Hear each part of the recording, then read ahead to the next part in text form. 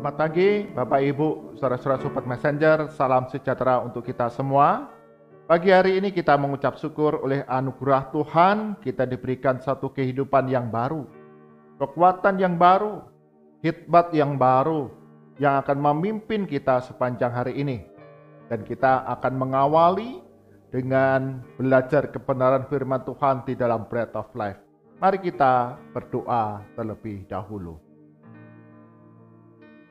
Bapa kami dalam surga, kami sungguh mengucap syukur.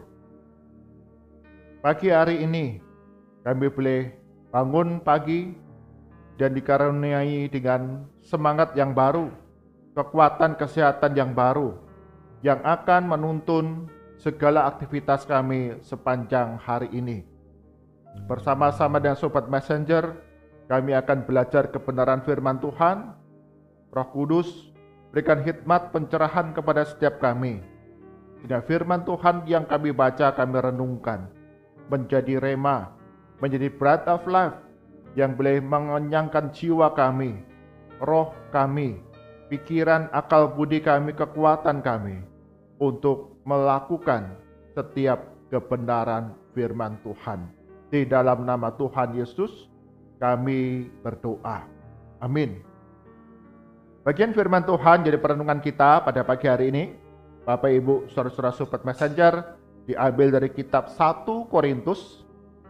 1 Korintus pasal yang ke-9.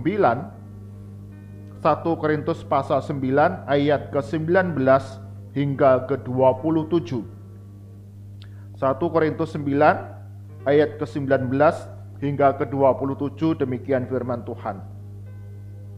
Sungguh pun aku bebas terhadap semua orang, aku menjadikan diriku hamba dari semua orang, supaya aku boleh memenangkan sebanyak mungkin orang.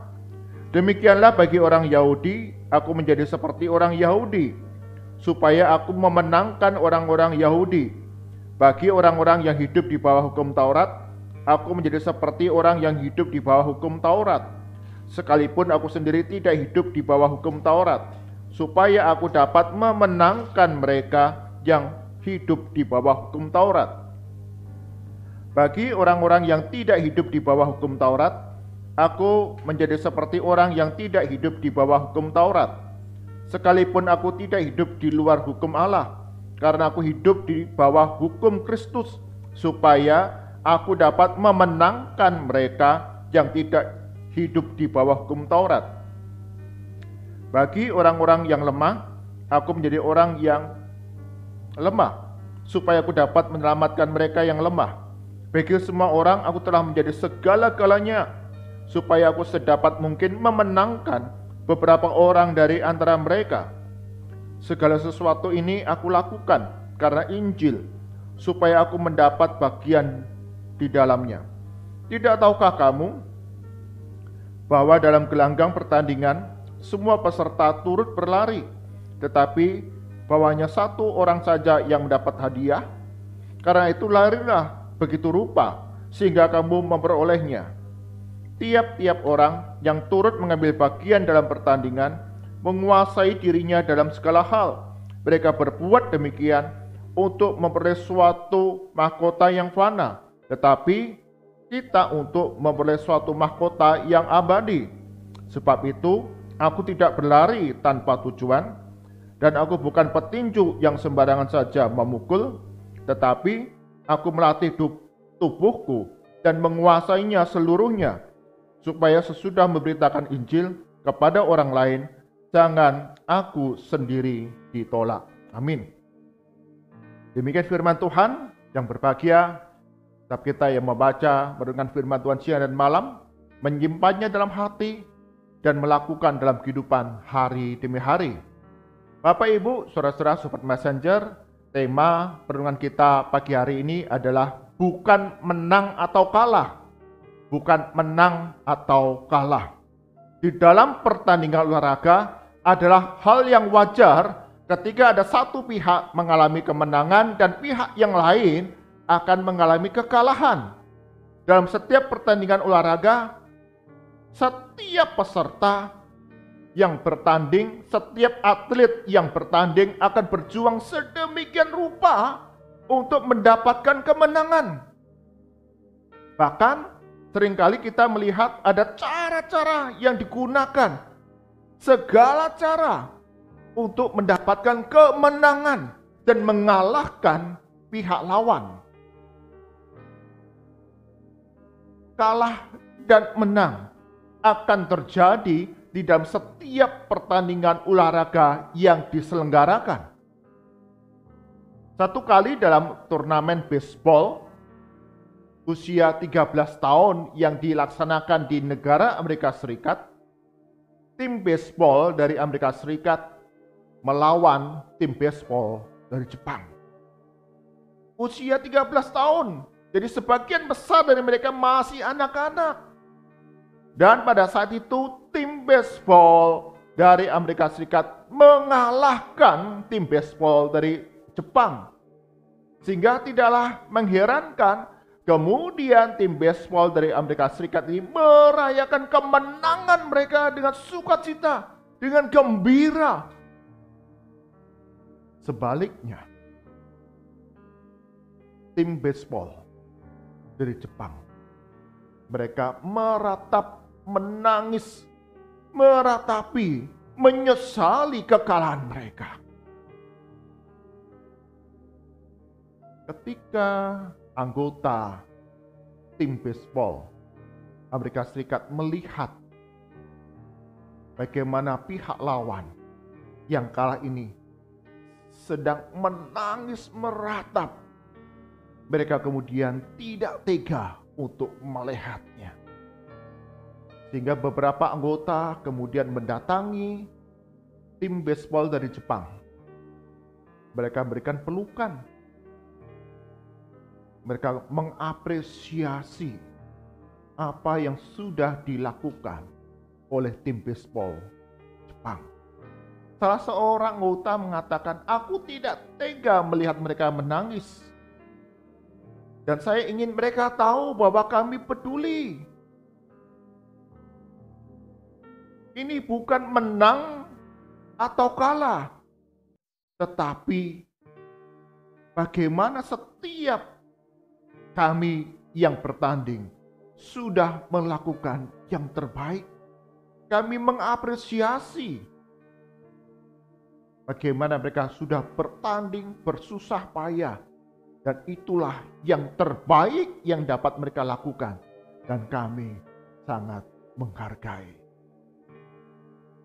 Jadi bukan menang atau kalah, tetapi bagaimana mereka sudah bertanding dengan baik. Dan kami mengapresiasi usaha mereka.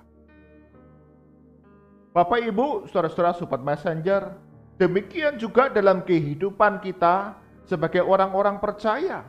Setiap kita murid-murid Kristus, kita dipanggil, diberikan perintah oleh Yesus Kristus untuk memberitakan Injil Kristus kepada banyak orang, kepada segala bangsa. Dan Paulus, bagian firman Tuhan yang kita baca ketika menuliskan surat kepada jemaat di Korintus, Paulus menggambarkan pemberitaan Injil Kristus itu seperti sebuah pertandingan. Digambarkan seperti seorang pelari yang sedang bertanding untuk mencapai garis finish, untuk mendapatkan mahkota kemenangan. Karena itu, Paulus dikatakan, "Aku melatih diriku sedemikian rupa, menguasai tubuh sedemikian rupa seluruhnya. Sehingga ketika memberitakan Injil, aku tidak ditolak." Ini menggambarkan betapa Paulus dia mempersiapkan diri dengan mempelajari firman Tuhan siang dan malam, melakukannya dalam kehidupan hari demi hari. Dan firman Tuhan yang dibaca, direnungkan, dilakukan itu kemudian diberitakan kepada banyak orang. Dalam pemberitaan Injil, di dalam ayat ke-19 dikatakan demikian, "Sungguh pun aku bebas terhadap semua orang. Aku menjadikan diriku hamba dari semua orang." Menarik di sana. supaya aku boleh memenangkan sebanyak mungkin orang. Dalam pemberitaan Injil yang disampaikan oleh Paulus kepada banyak bangsa, dengan tujuan untuk memenangkan jiwa-jiwa bagi Kristus. Tetapi cara memenangkan jiwa-jiwa bagi Kristus itu adalah menjadi seorang hamba. Menarik, mau menang, tapi melakukannya sebagai seorang hamba yang kita pandang pribadi yang lemah, pribadi yang kalah.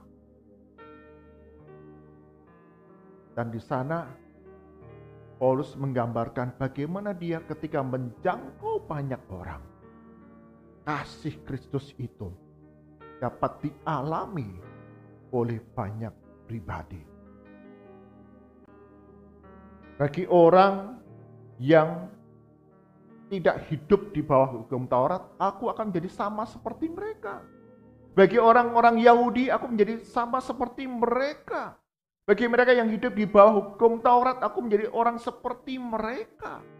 Bagi orang yang lama, aku menjadi sama seperti mereka. Betapa kasih Kristus itu terus mewarnai kehidupan Paulus untuk dapat melayani mereka seperti seorang hamba, menjadikan seorang hamba untuk memberitakan Injil Kristus. Jadi bukan menang atau kalah, tetapi melalui kesaksian kehidupan. Ketika berkomunikasi, berbicara, ketika berinteraksi, berelasi, berhubungan langsung dengan setiap jiwa yang ditemui Paulus, kasih Kristus itu terus memancar dalam kehidupannya. Sehingga ketika memberitakan Injil Kristus, Paulus tidak ditolak. Ketika melayani mereka, Paulus tidak ditolak. Karena tujuan utama Paulus memberitakan Injil Kristus, menyatakan kasih Kristus, adalah memenangkan jiwa bagi Yesus Kristus. Bapak, Ibu, saudara-saudara, sobat messenger, ada sebagian orang-orang Kristen ketika ingin memberitakan Injil Yesus Kristus terjebak kepada perdebatan-perdebatan. Menang atau kalah dalam perdebatan itu. Tapi acap kali yang terjadi adalah meskipun menang dalam perdebatan, toh tidak membawa jiwa kepada Kristus. Yang ada adalah kesombongan diri atau melukai pihak yang lain, pihak yang kalah. Paulus, dia memberitakan Injil Yesus Kristus melalui kesaksian kehidupannya, melalui pengajaran-pengajaran yang disampaikan kepada banyak jiwa. Tidak banyak melakukan perdebatan untuk mencapai menang atau kalah. Jadi, Bapak Ibu, saudara-saudara sobat messenger, dalam kehidupan kita, murid-murid Kristus, bukan menang atau kalah ketika kita menyampaikan pemberitaan Injil Kristus, tetapi bagaimana kita menjalankan kesaksian kehidupan kita bersama dengan Yesus Kristus. Bagaimana kita menjalani hidup sebagai murid Kristus. Bagaimana kita menjalankan kehidupan bersama dengan banyak orang. Mereka boleh melihat sungguh Yesus hidup di dalam keseharian kita. Tutur kata kita, perbuatan kita, sikap kita.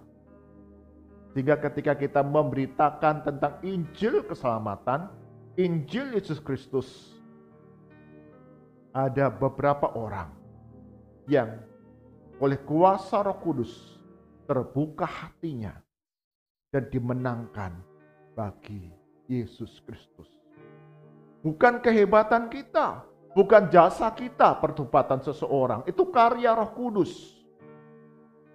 Karena itu kita diingatkan kembali untuk kita memberitakan Injil Kristus ini kepada banyak jiwa melalui kesaksian kehidupan kita.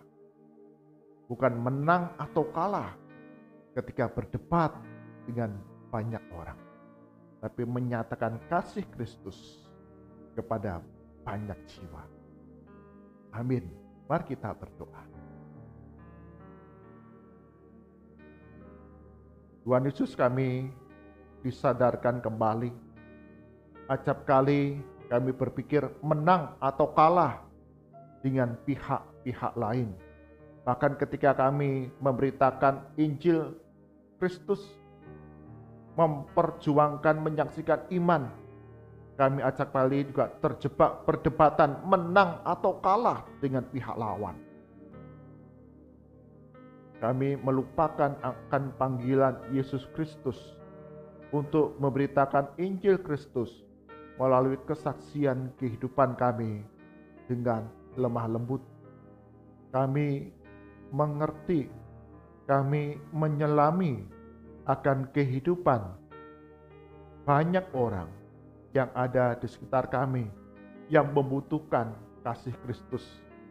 Demikian ketika kami setia belajar kebenaran firman Tuhan, setia melakukan firman Tuhan, setia untuk dipimpin oleh Roh Kudus. Kami dilembutkan untuk memiliki kasih yang dapat dibagikan kepada banyak jiwa. Dan melalui kesaksian hidup ini, kami sanggup untuk memberitakan Injil keselamatan di dalam Yesus Kristus. Berkati kami semua, Sobat Messenger, dalam kehidupan sebagai murid-murid Kristus yang dipanggil untuk memberitakan Injil keselamatan dalam Yesus Kristus. Kami melakukannya dengan kasih. Kami melatih diri, menguasai tubuh kami seluruhnya untuk dipimpin Roh Kudus dan melakukan kebenaran firman Tuhan, serta menyatakan kasih Kristus itu kepada banyak jiwa. Demikian seperti Paulus, kami menjadi hamba untuk dapat memenangkan jiwa kepada Yesus Kristus. Berkati kami semua, berikan karunia, berikan kesabaran, berikan hikmat, kelemah lembutan, serta kasih, sehingga kehidupan kami banyak orang boleh melihat Kristus nyata dan mereka boleh dibukakan oleh Roh Kudus, bertobat dan percaya kepada Yesus Kristus. Kami serahkan untuk sepanjang hari ini segala aktivitas kami. Tuhan Yesus, Engkau yang berikan pertolongan, Engkau yang memberikan pimpinan serta perlindungan, sehingga segala perjalanan kami akan selamat, segala usaha pekerjaan kami, Tuhan Yesus akan memberikan keberhasilan.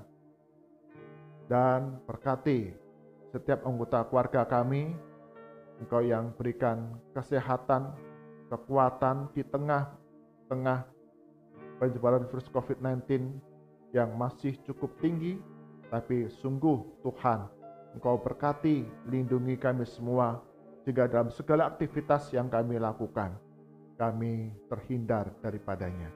Kami berdoa bagi anak cucu kami dalam studi mereka masing-masing, baik secara daring ataupun secara tatap muka.